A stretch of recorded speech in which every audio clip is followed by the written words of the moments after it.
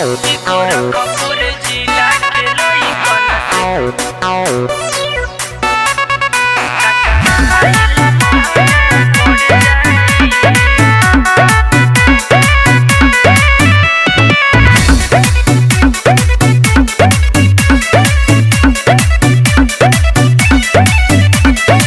कौना जिला के बाबू हव रंगदार हो आजुले कोइलो ना ये कहूँ शिकार हो सुना कौना जिला के बाबू हव रंगदार हो आजुले कोइलो ना ये कहूँ शिकार हो झूठो कहेला लोगवा डर जाई सुनो बोला हई गोरखपुर जिला के लइकन से टकराइल महंगा पड़ जाई। हई गोरखपुर जिला के लइकन से टकराइल महंगा पड़ जाई। बुझलू हर जाटा म्यूजिक बाय राज बहादुर।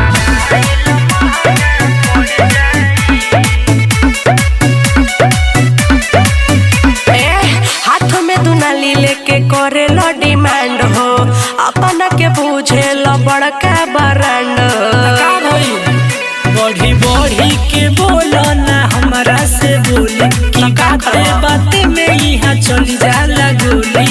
ऐसा का तो से को मच्छर न मर पाई।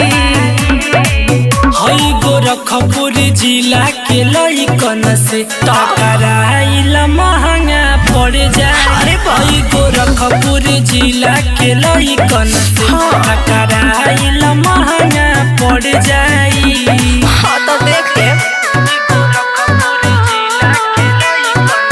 Music by Raj Bahadur.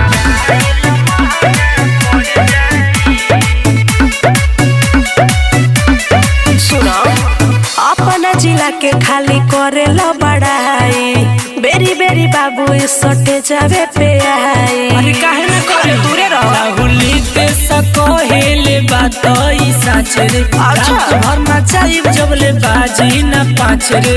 अरे दादा ओसे हमर न कुछो खड़ पाई।